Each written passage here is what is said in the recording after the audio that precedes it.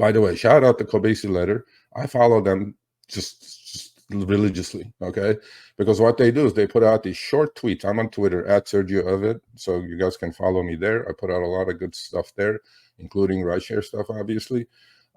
So breaking U.S. job. Okay, so today was the job report. Last week I talked about how the U.S. jobs report was downgraded. Actually, they said, "Oops, we just miscounted 818,000 people."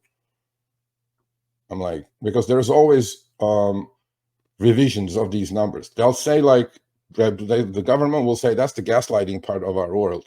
The government will say, oh, everything is great, inflation is under control, the economy is doing wonderful, unemployment is doing great.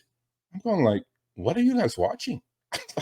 You guys talk to the average American, or you guys just in your little towers, you guys just doing some garbage over there? So my thing is, government definitely gaslighting the U.S. public. Okay, so the gaslighting is people like me who just do this out of their love and just put out information because what they're saying is not true. They're just bullshitting you people. Okay, don't fall for it. I mean, there are a lot of people who do what I'm doing. There are much bigger finance channels out there. But I'm just kind of, in my own way, I'm trying to help you guys read the tea leaves correctly. So the unemployment has been going up. So today unemployment came out, new job creation. There is always this expectation, right? On Wall Street, there's always an expectation, and then there is the reality. But what happens is that the government, every 30 days later, on the next time they're announcing the same metric, they'll come with a revision. Well, so why do you announce the number that is incorrect to start with? Just announce the correct number. How difficult is that? I mean, you have all the tools available to you in Washington. Why is there a revision every single month on inflation, on unemployment, on GDP? Why? I mean, you guys have the best brains. You guys have the best computers. You guys have the best shit. So what they do is they bring out and they beat the number. Markets react. Market goes up. And then when the revisions happen, market tanks. What is the purpose of all this? Steady as she goes. No, this has been happening. So U.S. job openings dropped to 7.67 million. We used to be at 12 million. Remember, people?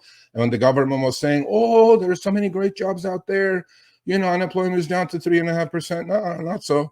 And now what's happening is that, the hiring is slowing down. Well, not only hiring is going to slow down, layoffs are going to start now. Because when we go into recessions, what do companies do? They cut headcount. And that's coming. And that's going to add to your oversaturated cities if you're driving Uber and Lyft.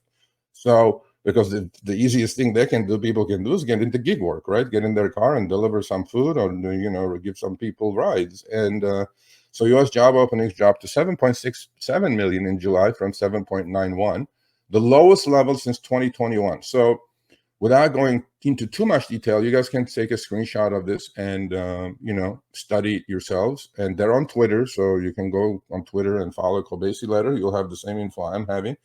The most notable drop was seen in construction openings. And we know what happens when interest rates go up, right? New housing construction slows down because it's people cannot afford to buy those homes that's being built. And the other thing that's happening is that you guys see on the chart on the right, there is, it's kind of faint, but just focus on it. Every time we have this downdraft, right, which we're having a massive downdraft now. U.S. job openings went from about close to 12.2 million we're down to 7.67 million, okay? So that means that the job offerings are not there in plentiful fashion that they used to be after when we came out of the pandemic. But there are three, one thick strip, one medium, and one thin strip of gray, bars that you guys can see, right? This goes back to the 2000 recession. As you guys can see, when the job openings or offerings are declining, right? There is one right at the start of the chart, and that's the recession, right? That's the recession. There is one, obviously, that took place during the great financial crisis. I mean, in 2008 to 2010, we definitely had a severe recession, and the job openings, what happened? Started declining, right? And look what's happening now. There was a mini little, gray area there during the pandemic, but that was not, that was unforeseen. That was a black swan event.